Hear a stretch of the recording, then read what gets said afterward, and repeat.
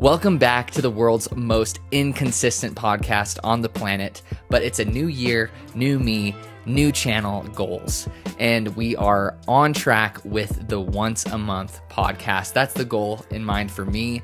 So this is the second episode. Thank you for clicking on this. If you're new, you can check out the episode in the description below.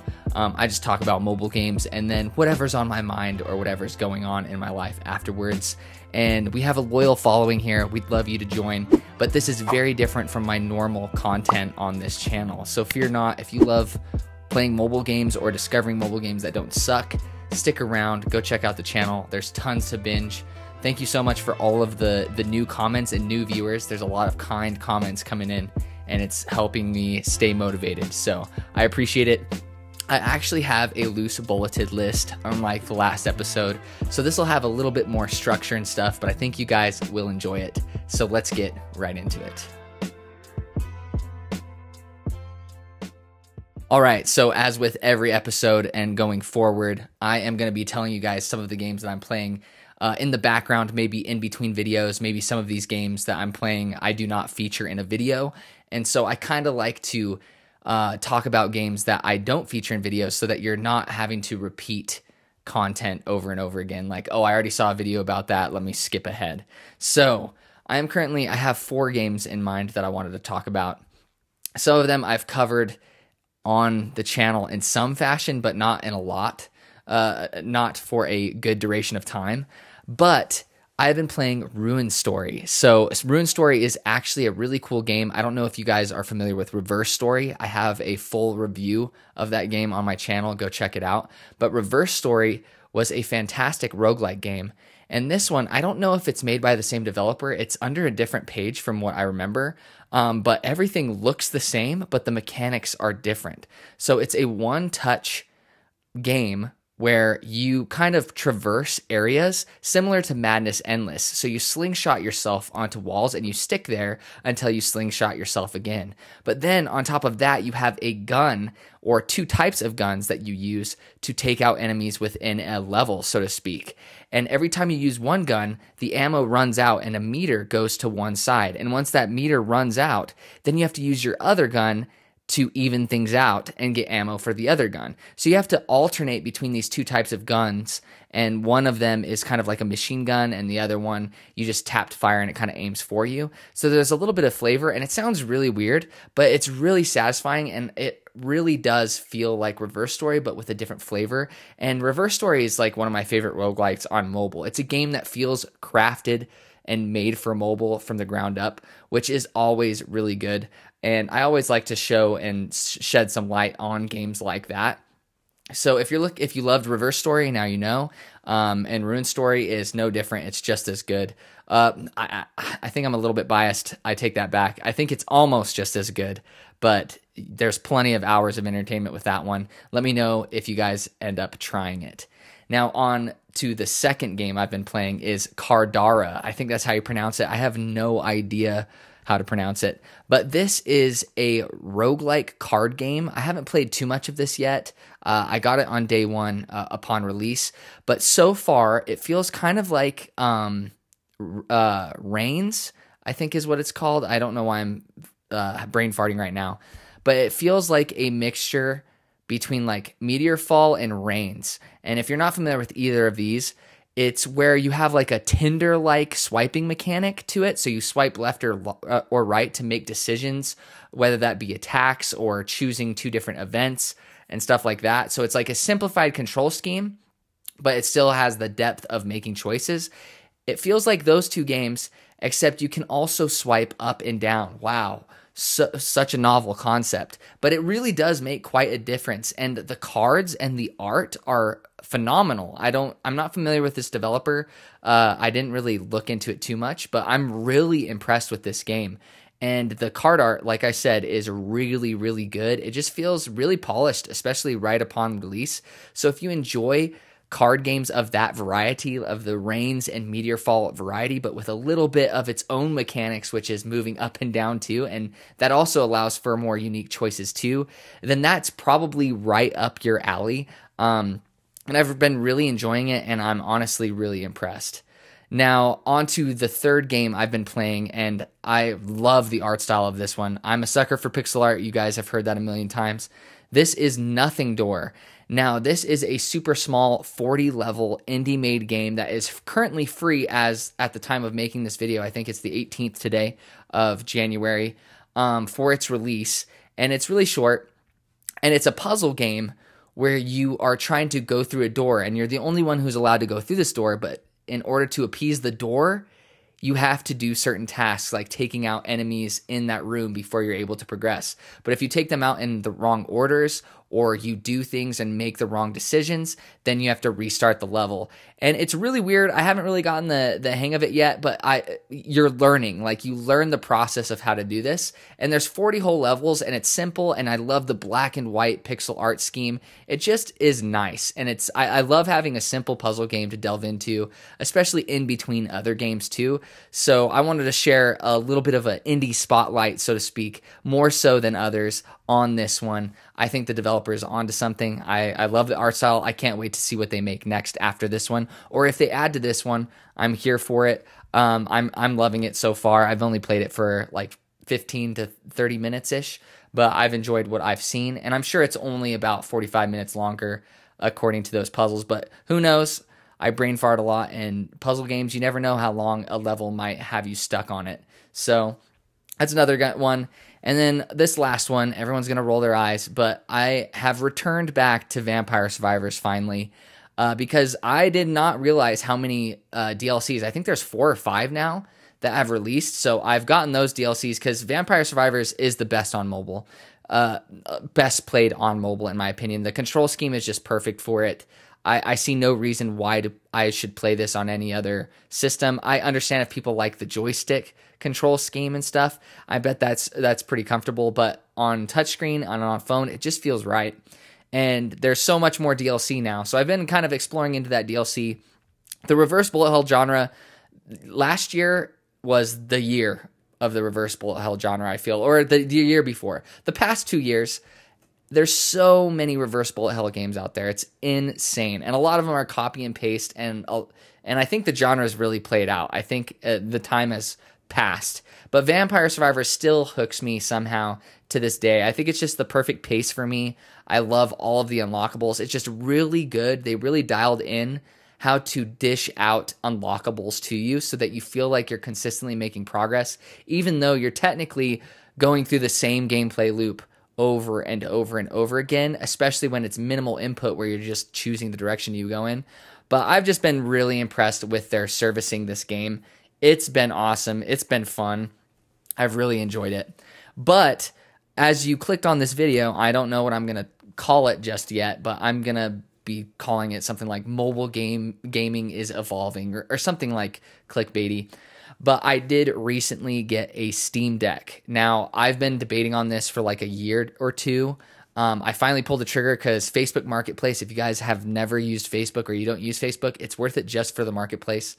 Because I got a crazy deal. I got a 516 or 56, I don't know, 500-ish gigabyte Steam Deck for $270.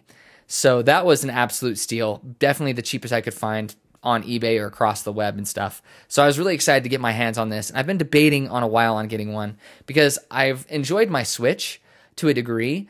I enjoy it for the Nintendo exclusives, but there's so many indie games. You guys know I love my indie games on Steam and on PC that you can't get anywhere else. And it takes a while for the Switch or mobile to get a port from the PC version, so to speak. So I feel like I'm waiting and missing out on a lot of cool experiences. And some of those experiences never actually do get ported, and it's a shame.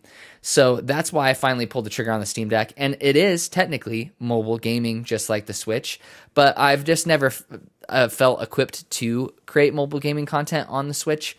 But I've been debating on kind of weaving it in here and there, some Steam Deck content just to mix it up. This is definitely just brainstorming at this point. I have no plans to do so, but I figured I'd weave it in here because that's kind of what's taken up my time this week, mostly because I've been playing those 4 games and a couple others for videos, or compiling games that I've played in the past for videos. But I've only been playing games on my Steam Deck basically since I got it, and it's awesome. One of the main pros for me personally is that I'm a console gamer. I have a gaming PC. It's kind of outdated and stuff, but learning the intricacies of a PC, I just don't want to put forth the effort to do so. I'm sure I could figure it out and how to interchange parts and fix certain things within the software and tailor it to my liking and all that. I have no doubts, but I don't want to do that. Like, I don't know, maybe that makes me an old fogey or whatever. I just love the simplicity of buying a console. You know that any game you buy on the store is going to work for that console, or it should, or it eventually will receive an update to play on that console, and you don't have to worry about it. The console knows when it needs an update. It automatically asks you to do the update. Everything's just streamlined. I love that about consoles. I feel like the Steam Deck is the perfect amalgamation of a console and a PC, where it still has like the curated Steam store, and it'll tell you if games work on the Steam Deck already. But then at the same time, you can go into desktop mode. Wow, I don't know why I'm struggling with that. And treat it more like a PC, or more so like a PC. And I think it's about on par for how powerful my PC is. I think my PC is a bit more powerful because I did upgrade the RAM to 16 gigabytes, and I think the Steam Deck only has 8. Correct me if I'm wrong on that. But yeah, it's been like the perfect amalgamation. It just feels like a PC Switch, which I knew that all along, but getting a good deal on it, I realized that, man, this so far, after about a week and a half of having one, maybe 2 weeks, it's worth every penny. I would probably, knowing what I know now, I'd probably get one for full price. Not the OLED. It's a little bit expensive right now. It sounds like it's a worthy upgrade, but not big enough of an upgrade for me to spend the extra dough on that. But if you guys have been debating on a Steam Deck, now you know. But I've been playing some stuff on the Steam Deck. So I'm hoping some of these actually do get a mobile port. One of them, I've chatted with the developer, and it sounds like it's in the plans too. So let's get into it. First and foremost, I played Firewatch. Now, this was on sale. Another great thing about the Steam Deck and Steam in general, you'll get outrageous good deals. Like, the Switch has always had good deals, but then there's Steam sale deals where you just get games for pennies. So Firewatch was $1.99. I'm familiar with this one. I'm a big sucker for like choose your own adventure kind of games where they give you choices, but it's more like almost a movie or a book, but interactive. I love those type of games. Until Dawn, they've made a ton of games since in that genre, or so to speak. The Walking Dead, the Telltale games before they got played out. But Firewatch is one of those, but I think it's the best one I've ever played. I'm going to straight up say it's probably in my top 5 to top 10 games of all time. One of the coolest experiences I've ever had. It's only around 4 hours runtime, but you play as this dude who becomes a ranger, a forest ranger, and you're on Firewatch. So you just have your little tower, and this is set like, I think it's in the 80s, I think, if I remember correctly. So it's in the 80s or 90s, and you're just patrolling and doing what a ranger does, but you're constantly talking on a walkie-talkie to your boss, Delilah. And it's the interactions between and the dialogue choices with Delilah that really like sends the game story home. The story has a lot of twists and turns. You have no clue what's going on. And I've never been just like thinking nonstop about a game like this in a long time. Like, I cranked it out in a weekend. I knew I had to finish it because I was just so curious about what was going on, and the chemistry, the dialogue, the voice actors. The game is beautiful. It's aged incredibly well. I think it released in 2016, and it's just awesome. I just loved it. It's very hard to say more about it because I don't want to ruin it. At the very least, if you never are going to play it on any sort of, I think it's on all the consoles too. I don't know about Switch though. But if you don't think you're going to play it, it's worth watching a playthrough of like a YouTube creator that you enjoy, because it feels like a movie, and it's just good. It's great. And I love the ending. Now, a lot of people hate the ending, but I really enjoyed the ending. But I don't want to delve into why, because again, there's spoilers. I'm like treading on thin ice right now. But yes, Firewatch, top 5 to top 10 game. Probably top 5, to be completely honest. So good, highly suggest it.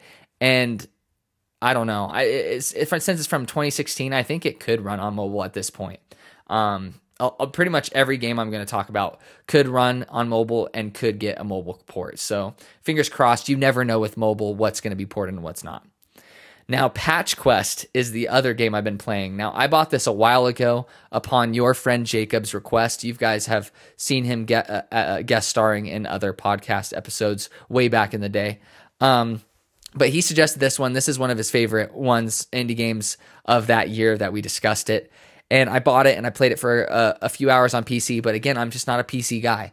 And this is perfect for the Steam Deck. It's a twin stick shooter. And it feels kind of like a tamed down version of Enter the Gungeon mixed with a Pokemon taming aspect. So Patch Quest, as the name implies, is that you're exploring patch by patch, and each patch is filled with random enemies and random creatures, and you're just trying to survive as long as possible and loot certain weaponry that'll change up how your gun behaves. But the main mechanic, or the main gimmick, so to speak, is that any enemy or creature that you see, you could lasso it and then you rotate around it in a full clockwise direction. And depending on how powerful it is, maybe you'll have to go twice clockwise or counterclockwise around it in order to capture it. And once you capture it, you ride it. And you can ride it around, and each creature, the more you use them, it levels them up and allows you to unlock new abilities that will further help you on your journey. And you can even capture, if you capture a creature that you really like, you can send it back to your home base, so to speak, and then call it in whenever you want to use it. And you collect foliage and kind of plant it at home too. It's got this kind of like collector's aspect to it whenever you die and finish a run. So there is like consistent progression too, where you kind of upgrade your patches with like passive effects or things, so you can build in certain ways. It's really good. It's kind of sad. I feel like I haven't heard much about this game. I feel like it made, I saw some positive things about it when it first released, but this is a game that I think once it releases on Switch, it's going to flourish. And I truly believe that this would be possible to do on mobile too. But I love the art style. I love the sound design, and it was all made, everything in the game is made by one guy, which blows my mind. It has the polish of like a Nintendo game, like a first party Nintendo game. It's got that much polish. So if you haven't heard of Patch Quest, if you enjoy Pokemon, if you enjoy twin stick shooters, roguelikes, then this is a no-brainer. Don't wait for a sale, just get it. It's really good. Now, another one, you guys know I love my card games. Now, bear with me. I know I talk about card games a lot, but I got a card game. I found it on Reddit, actually, and this was the first game I got on my Steam Deck, was Primeria, I think is what it's called. And the inspiration for this game was Yu-Gi-Oh! And other card games, but primarily Yu-Gi-Oh! And its fusion mechanic. Now, Yu-Gi-Oh! I think is the most fun card game I've ever played in my life, but I'm a Magic the Gathering junkie. But I love Yu-Gi-Oh! Believe it or not. Not modern day Yu-Gi-Oh!, but the past Yu-Gi-Oh! Where fusion mechanics were as like complex as it got, if that makes sense. I just think Yu-Gi-Oh! Is fast-paced and fun. Now, when I heard that, I was like, whoa, that's really cool. The whole game is based off of fusions. And it's really trying to do something different. And the art is actually really well done. It has a lot of single player content too. There's no multiplayer as far as I know. And it's made by a guy and his brother, or a guy and his buddy, just two people. And I'm really impressed. They're really trying something different. I've never seen this before, personally, and it's really fun. So you merge cards off of their values, and then all of these cards have their own unique abilities depending on if you drew them in your hand. And you have to merge cards of a similar, like, whatever they're worth, you have to make sure that the card you're merging into is worth the amount of the cards that you're fusioning. If that makes sense. I don't know how to describe it verbally, but I see it in my head. But you guys will see, if you look it up in the gameplay, how cool it is. But I highly suggest it. I think it's like $10, but it is awesome. I think they're onto something, and I could see this game getting some really cool DLC. And I feel like the balance isn't half bad either from what I've played. I've played about 2 hours of it, and the balance feels really good. It feels a little bit easy at the start, but it really like has a perfect learning curve or difficulty curve where it just continually ramps up the difficulty. So, it's got like a story mode, and it's got a, roguelike mode and stuff. So I really like it. It's doing something different. So if you're a card game junkie like me, now you know, you can go check that out. Now, last but not least, it released today. And fun fact about me, my favorite video game of all time is Prince of Persia: The Sands of Time. Now, I'm not talking about the movie. I think there was like the Sands of Time movie with Jake Gyllenhaal, and then they had like a movie tie-in game. No, not that one. This is the game that movie was like, they got the idea from the movie, for the movie from, if that makes sense. But that game is incredible. If you've never played it, that is my number one homework for you guys, is you guys need to go get your hands on Prince of Persia: The Sands of Time. It was a game that was ahead of its time.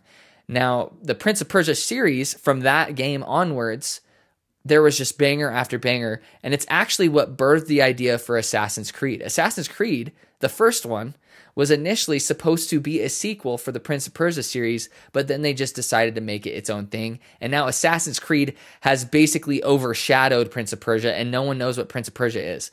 Admittedly, the last two mainline games for Prince of Persia were the movie tie-in one, which was ass from what I've heard, and another one which the art style and the ideas were really cool, but it just didn't really click. And I'm so excited that today, with that huge tangent and all of that out of the way, Prince of Persia: The Lost Crown released. Now, this is a Metroidvania. I'm also a Metroidvania junkie. So when I heard that Prince of Persia is going back to its roots, being like a 2D game, I was super stoked. And it's kind of out of the ordinary. It's very rare when you see companies taking these established franchises but trying to do something different with them. And anything Prince of Persia, I'm going to at least try out. I'm sorry, I'm a sucker for it. And I've heard nothing but good things from the early impressions of this game. I've purposely not delved into anything further than people saying, yeah, it's freaking good, or it's not. I haven't heard one person say this game is bad.